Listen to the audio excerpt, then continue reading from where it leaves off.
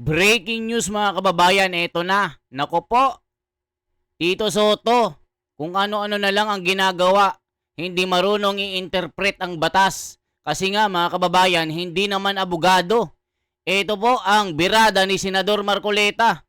At dito mga kababayan, kinampihan si Senador Bato. Ang majority ngayon ni Cayetano ay solido na parang bato. Kaya dito mga kababayan, itong si Ping Lacson at Tito Soto, pinayuko mga kababayan ni Senador Marcoleta.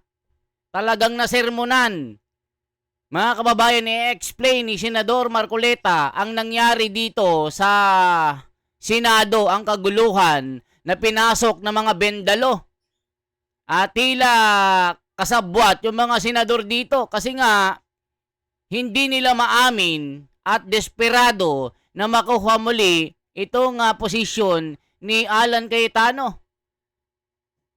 Para silang mga leon mga kababayan na naghahasik ng kaguluhan. Kaya dito, kumbaga itong mga desperate move ng mga One Bull University, pinabagsak ni Marcoleta ngayon mga kababayan.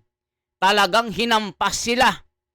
Hinambalo sila ni Marcoleta dito.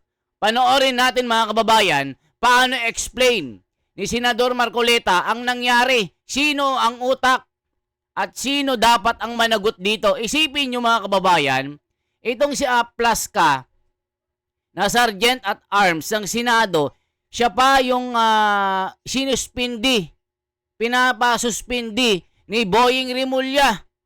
Kaya itong si Attorney Israelito Torion, bumanat na mga kababayan ko na sino ka, powerful yarn, feelingero.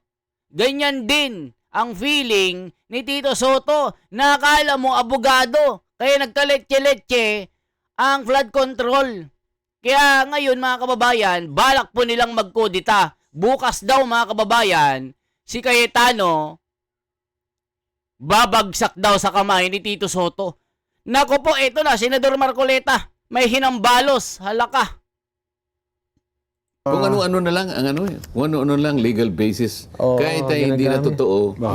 Para lamang linlangin na naman ang taong bayan. Walang ginagawa yan kundi magpaliwanag ng pamali. Pero so ngayon ho, may umiiral talagang arrest warrant kay Senador Bato, kaya ganun ho ang... Nagpalitaw sila, pero it's up for the domestic court to enforce it. Ayan mga kababayan, kung ano-ano na lang ang paliwanag nila at interpretasyon sa batas. Kasi nga po mga kababayan, hindi sila marunong, hindi maalam. At nagfi-feeling-feelingan na marunong sila. Kaya nga kinakalaban ng Korte Suprema eh. Di ba mga kababayan? Kaya walang nangyayari sa investigation. So ngayon, itong solido na liderato ni Cayetano at Marcoleta, yari sila. Ito po ang paliwanag. Domestic. Nakita mo si Benjamin Netanyahu at saka si Putin ng Russia. Vladimir Putin ng Russia. Anong sabi ni Vladimir Putin? Anong sabi ni Vladimir Putin nung iserve sa kanya yung warrant of arrest? Nek-nek mo, ganyan. Pa hindi ko umalis dito, ikaw ikukulong ko. Tumakbo. Ganon din si Israel. Si Benjamin Netanyahu. Halika rito, lumapit ka sa akin. Halika. Hindi po, ganyan, nagbibiro lang ako. Tumalis na. Hindi na recognize ng Israel. Hindi na recognize ng Russia. Tayo lang. Tayo lang. Kasi kalabang politika ata yung... ano ang iniahayag ng pangyayaring ito? Itong mga magagaling magsipag-comment. Opo, naglalabas na ngayon mga legal na kung ano. Yung mga nagpapanggap ng mga political analysts. Political analyst, yes po. Mga galing na mga abogadong pinagpipitaganan ng mga kung ano-ano. Mga din. Hindi. Nasa dlak daw sa kahihiyan ng ang Senado dahil ganito, ganyan tayo raw ay nangungupkup ng Fugitive. Fugitive, Fugitive. Ginawa daw na yung samantalang ang totoong nangyari, kahit na-reviewin mo ang pangyayari, kahit na hindi nila naipakita yung legal basis ng warrant of arrest, pati procedural matters ay hindi naman sinunod, na gamit ng ICC Ayun nga. ang kanilang overreach para lang i-weaponize ang mga kalaban ng gobyerno para sa pahiyain ng Senado. Sa kabilang banda, naihayag ng Senado ang kanyang independence. Oho. At sinabi niya, hindi kayo pwede. Alam mo, sa lahat ng bagay, giyera ang nakikita mo, nire-resist natin ang yung mga foreign ini-invade tayo. Kahit ganito lang ang bansa natin, lalaban tayo. Yes po. Pakikialam ng dayuhan yan eh. Lahat ng uri ng pakikialam. Pero ito, ang linaw na pakikialam. Pero marami sa ating mga kababayan ang yumakap pa sa kanila. Oho. Yun ang nakakahiya, yung mga ganong klaseng tao. Imbes na ang usigi ng NBI, ang inusig pa yung usaan namin eh. Yun na nga po. Yung tao, ginagawa lang kanyang tungkulin eh. Di ba? At ang pinaka-latest sen, ipinag-utos ng ombudsman ngayon na suspendido ang inyong Sergeant at Arms sa si Mau Aplasca. Ano ang basis niya? Yun daw pong, nauna siya nagpaputok doon sa Senado. Binaliwala niya yung presumption of regularity sa pagganap ng tungkulin ng isang public servant. Ano ba ang trabaho ng USAA? Di depensahan po kayo, siyempre. ang buong Senado. Security. Enforcement function. Opo. Regular ang ginawa niya. Sino ba kayo? Sabi niya ngayon, ayaw lang NBI, umalis kayo rito kasi pinagbabawal kayo sa premise nito. Pinagbababa ng armas. Bumababa ng Magkano armas. kayo ng armas? Hindi, kanya, nagpaputo. Yun ang yun ang Trabaho yun ang talaga protocol niya. Oho. Bakit si Matibag at mga NBI na pumasok sa bulwagan ng Senado, wala siyang ginawa. Oho. Diyan makikita po ninyo kung paano ang pagkakaiba, yung totohanan na pagpapatupad po ng ating mga batas. O nakita nyo mga kababayan? O kahit ba security na lang ng 7-Eleven ni. Tapos papasok ka, 10 oras ng gabi, sarado na. Di ba sabihin natin ganun mga kabatas, papasok ka dun sa 7-Eleven, tapos pepersahin mo na pumasok at tinanong ka ng gwardya, ba't ka papasok dito? Di ba mga kababayan? Nag-warning shot ito. Tapos, ang nangyari, lumabang ka. Oh, anong ibig sabihin nun? Yung gwardya, yung kakasuhan at sususpindihin mo, tatanggalin mo sa trabaho? Nako po, mga kababayan. Di ba saan kayo nakakita ng batas sa Pilipinas sa ganito? Yung sinusugod ang may kasalanan. Yan ang sinasabi ni Senador Marcoleta na kung ano-ano na lang ang explication or explanation, kung ano-ano na lang ang interpretation na hindi nila ginagalang ang batas.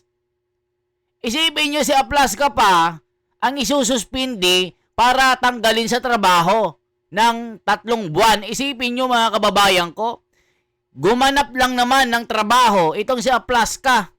Alam nyo ba si Aplasca mga kababayan? Trivia po ito ha. Facts po ito. Si Aplasca, nung panahon ni Tatay Digong, siya po ang nagtanggal ng tanimbala sa Ninoy Aquino sa NAIA na matagal nang naging negosyo ng mga buhaya sa airport. Si Aplasca ang nag-iisang general na tumugi sa mga magnanakaw sa NAIA na kahit senior citizen may daladalang bala. Dahil kay Aplasca na wala lahat ng kawatan sa NAIA. Mga hestas, barabas kayo. Ito ang sabi ni Marcoleta. Ituloy natin mga kababayan. Paano ipaliwanag ni Senador Marcoleta ang totoong batas na dapat ito ang maging katwiran dito sa ating lipunan. Pero anong nangyayari? Binabaluktot ng nasa kapangyarihan. O ano Tito Soto? Aangal ka pa? Ayan, nahambalos ka na naman. Yung mga kasamahan mong bending dalo, nandiyan kasi sa kapangyarihan. Tapos gusto nyo bang magkudita? Sino kayo? Alam na ang mga kulay nyo. Alam namin. Wala kayong nagawang tama para sa bayan. Puro kayo pagpapataba. Pinataba nyo ang mga bulsa nyo sa maleta. Yan ang sabi ni Marcoleta. Ituloy natin. Bakit si Trillanes pumasok doon, nagwawagay-way, nagseserve ng warrant of arrest, hindi man lang pinahuli ng ombudsman? Oo. Pinailan ba? Wala po. So yun pala, so pwede bang questionin yun? Kasi parang, kailan bang implementasyon ng Kaya suspension? sinasabi ko sa inyo, questionin mo. Kaya ko sinasabi na. Oo, di ba? Kasi kung ganun pala ang ginawa niya, Binugbog nila yung isa sa miyembro ng usahan namin. Nakano na sa simento, sinipa pa eh. ayun, tsaka dinadala pa po sa Meron sasakyan. bang sinabi ang ombudsman para suspendin lahat yung gumawa ng ganun? Yun lang pinasok kami. Oo nga. Mali na yun eh. O ano sabi ni Matibag? Hindi naman po kami gagawa ng ganun. Ibig sabihin, yung paglusob sa amin, kung hindi po kami nakipag-coordinate sa leadership. Ibig sabihin, si SP Soto. Everything we've built has led to this. Introducing O, kita nyo mga kababayan, may kinalaman si ex-SP Soto na tinibag ni Cayetano. Isipin nyo mga kababayan, alam na ni Soto ang mangyayari. May coordination na ang pag-aresto kay Bato. Isipin nyo mga kababayan, saan ka nakakita na Judas Hestas Barabas na SP? Na hindi man lang sinabi sa kapwa senador na aarestuhin na si Bato. Alam nyo kung bakit mga kababayan masama ang loob nito kay Bato? Kasi nga si Bato, isang triumphant ang pagdating niya. Kasi yung pagdating ni Bato, yun naman ang pagkasibak ni Tito Soto na one ball. Kagaya ni Ping Lacson. Ano nangyari yan? Naghalupasay sila, nagiiyakan sila. Nung napalitan na, yun na, para silang mga basang sisiw na iniwan ng nanay. Nakuba-kuba. Diba? Nakita nyo mga kababayan yung mga nangyayari. Diba?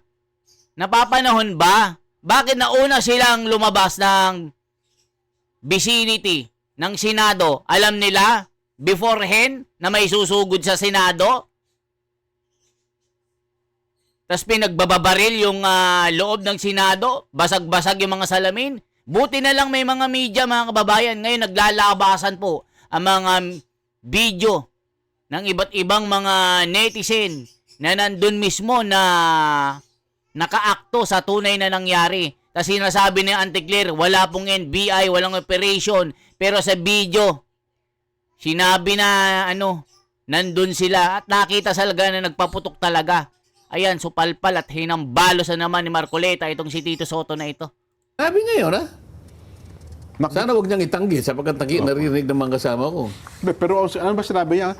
Hindi ko naman, nag-coordinate niya sa akin, pero hindi ko niya alam na magkakaroon ng paghuli kay Senador Bato. Hindi niya alam na dadating eh. Hindi daw niya kasi alam na darating si Senador Bato. Hindi mo alam na talagang pinakakabantay-bantay mo yung araw na yun sapagkat nararamdaman mo na baka may mangyari nga. Kaya para makasiguro ka, sige, nandito lang kayo, magbantay kayo. Be vigilant. Siyempre, para makasiguro tayo. Kaya nga masakit ang loob eh. Oo, di ba? So, ibig sabihin, meron na rin silang hint na darating talaga si Bato sa araw na kasi nagdatingan yung NB, kung wala silang hint, hindi wala silang wala silang hint, pero kailangan nag-double sila. Effort. Hindi nila pwedeng, hindi sila pwedeng mag-lower na. We cannot take it for, we cannot take this lightly. Dito nakasalalay ang ating pamumuno ang ating sa leadership, Senado. ang kanilang leadership. Baka kung tayo medyo lumog-luwag na ito, tumagilid tayo. Ayaw nila yon. Pero hindi totoo na mayroong Senate coup. Ito'y nangyayari sa buhay ng Senado. Yes. Anytime, any day, it could happen. Ang minority, wala nang ginagawa.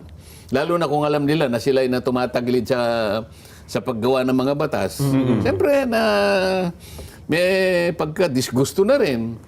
Palagi nilang nilalayon, palagi nilang nilulunggati, sabi nga ni Yes Nelson. po. Ninanais talaga nila yan. Sana makuha natin para yung mga bills natin, tayo naman ang maunang Ma-overturn yung pero leadership. sasabihin nung isa, a Senate coup, sabi niya.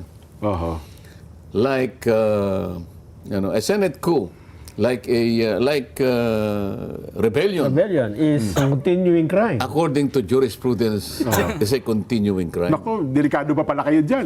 Saan ka naman nakakita ng... Para bang merong isang jurisprudence na nagsabi na pinagkumpara yung Senate coup at saka yung unang-una walang Senate coup. Yung pag-takeover ng leadership Ng leadership, opo. is a common occurrence. Nangyayari talaga yun. Totoo. At sila, alam din nila na talaga nangyayari talaga Alam yun. nila yun. At walang Ayan mga kababayan, masama ang loob ni Ping Lacson. Tignan nyo ha, ulitin natin ha, masama kung ano-ano na ang sinasabi sa social media. Dito nakasalalay ang ating pamumuno Ang ating sa leadership, Senado. ang kanilang leadership. Oh. Baka kung tayo medyo lumog-luwag na ito, tumagilid tayo. Ayaw nila yon. Pero hindi totoo na mayroong Senate coup. Ito'y nangyayari sa buhay ng Senado. Yes. Anytime, any day, totoo it could yan. happen. Oho. Ang minority, wala nang ginagawa. Lalo na kung alam nila na sila ay na tumatagilid sa paggawa ng mga batas. Siyempre na may pagka-disgusto na rin. Palagi nilang nilalayon, palagi nilang nilulunggati, sabi nga ni Yes Nelson. po. Ninanais talaga nila yan. Sana makuha natin para yung mga bills natin, tayo naman ang maunang makapagpa. Ma-overturn yung Pero leadership. sasabihin nung isa, a Senate coup, sabi niya. Oho. Like, a Senate coup, like rebellion, rebellion is a continuing crime. according to jurisprudence, is a continuing crime. Naku, delikado pa pala kayo dyan. Oh. Saan ka naman nakakita ng... Para bang merong isang jurisprudence na nagsabi na pinagkumpara yung Senate coup at saka yung unang-una walang Senate coup.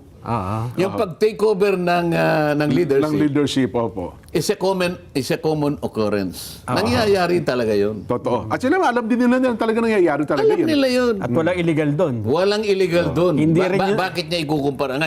Tanong mo sa kanya, asan ang jurisprudence na ikunumpara yung takeover ng leadership Saku. sa...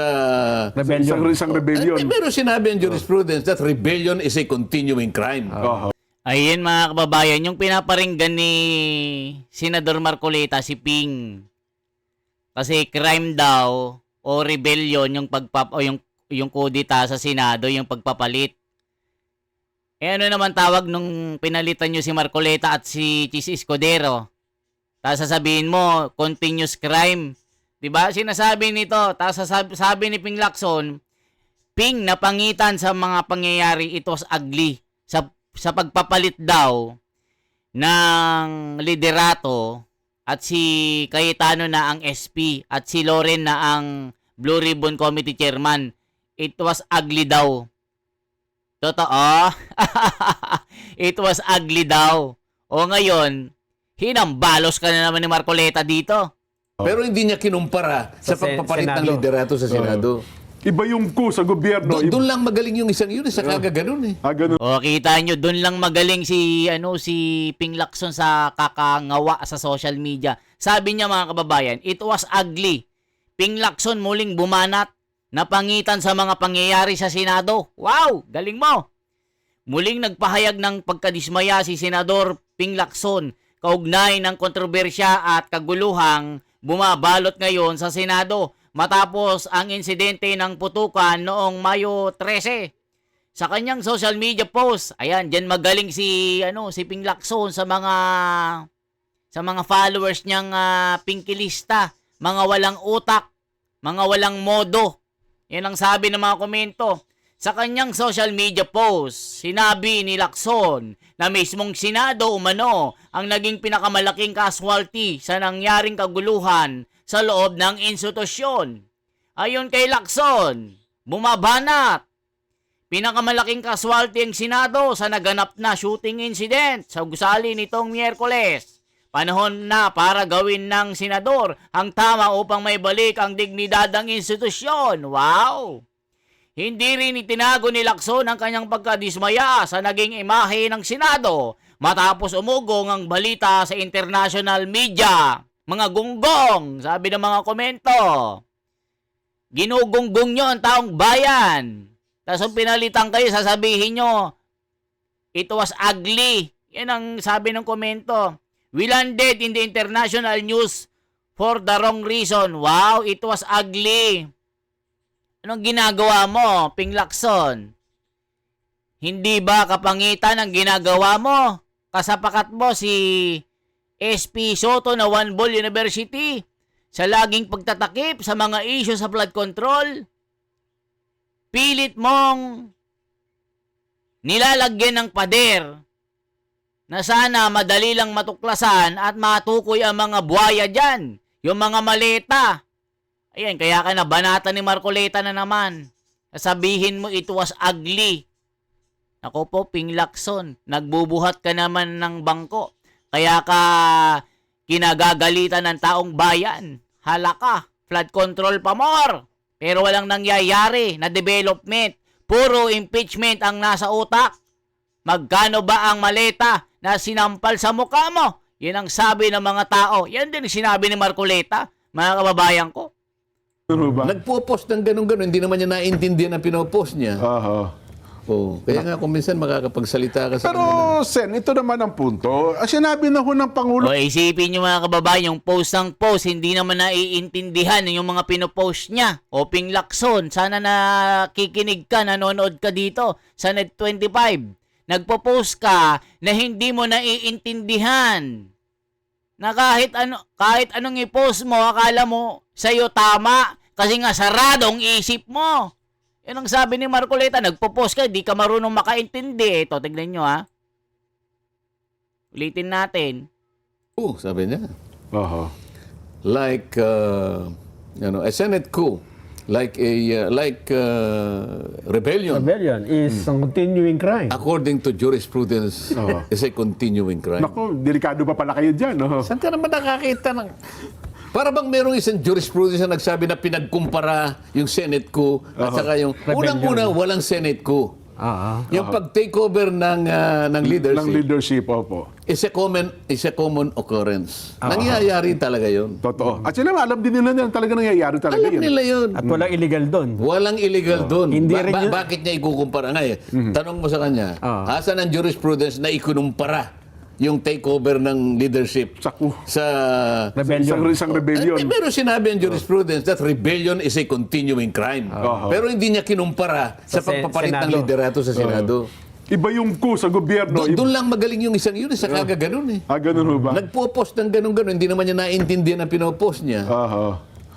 Kaya nga kung minsan makakapagsalita ka sa Pero, kanila. Sen, ito naman ang punto. Sinabi na ho ng Pangulong Bongbong, di ba, Nelson? Yun nga. Walang pag-aresto. Wala. Wala ding NBI. Walang NBI, walang gagawin paghuli kay Senador Bato. Hindi aarestuhin. Ganun pala, di dapat sana yung ombudsman, ang una niyang binanatan, yung mga NBI na nagpunta nung Lunes at saka sinubukan kaming pasukin, binarena pa yung isang pinto na namamagitan sa GSIS building at saka sa amin, doon sa second floor. Ba't nila ginawa yun? May mga baril pa.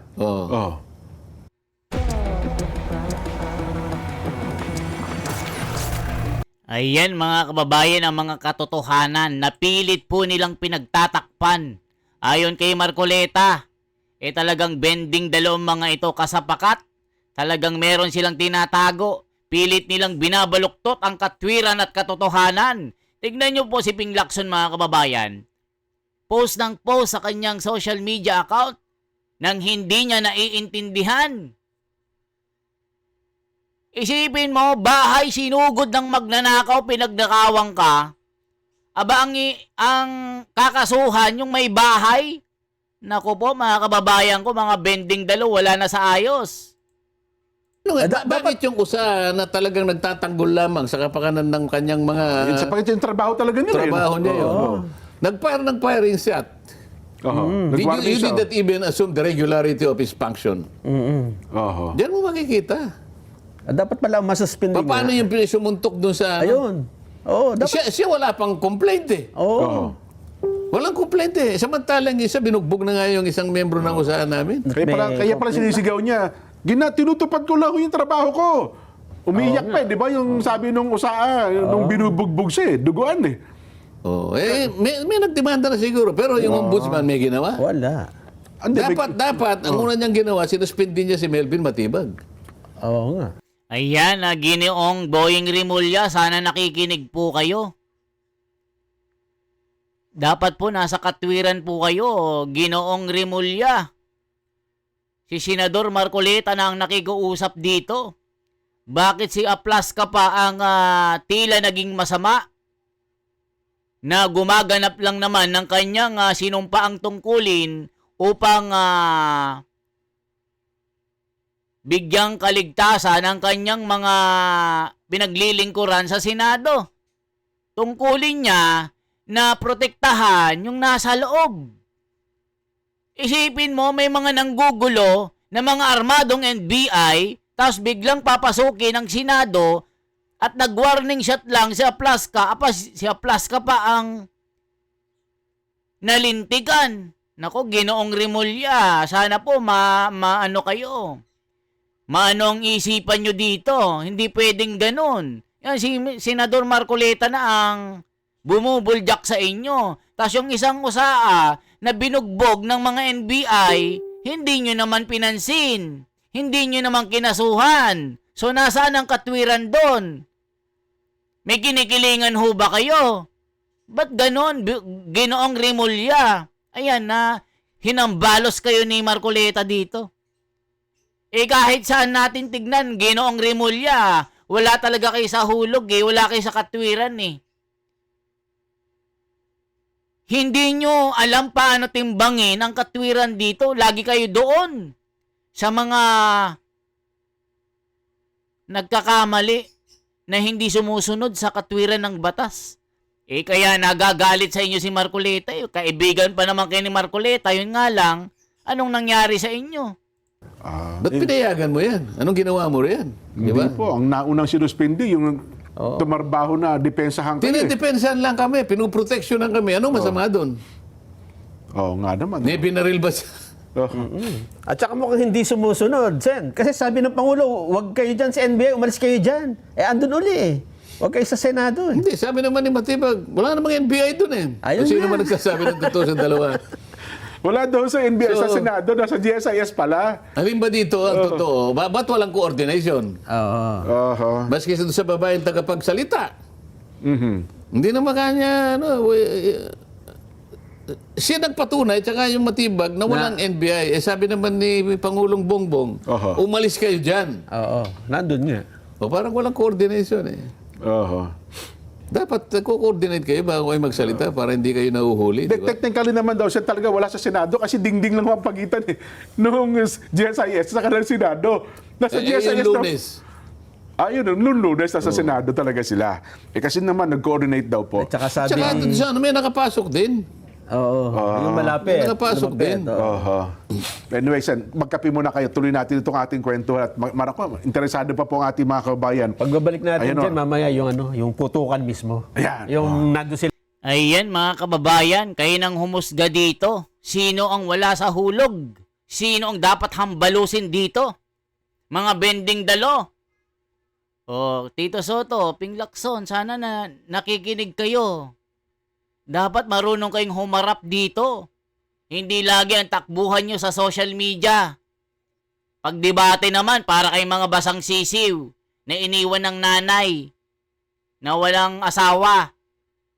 Na ang asawa ay si Suray-Suray na parang One Bull University. Di ba mga kababayan, nakita nyo mga filingero, akala mo kung sino, wala namang sa hulog, wala namang sa katwiran, kaya nahahambalos dito Sasabihin nyo magugulo itong bagong majority, kayo nga ang nanggugulo dito. Yan ang sabi ni Marcoleta. Post ang post, hindi naman alam. Di naman iniintindi yung mga pinagsasabi. Kaya kung minsan nakakapagsabi ka ng yan ang sabi ni Senador Marcoleta, kaya kayo nabubuljak. Mga hestas, barabas, hudas. Diba? Kahit ang taong bayan, galit na sa inyo, sawang-sawa na. Tignan, mag-isang taon na ang investigation ng flood control issue. Pero hanggang ngayon, walang malinaw na pag-iimbestiga. Yung report mo na partial report, ayun, isinugod mo kay Boyeng Rimulya. Walang mga pirma ang majority.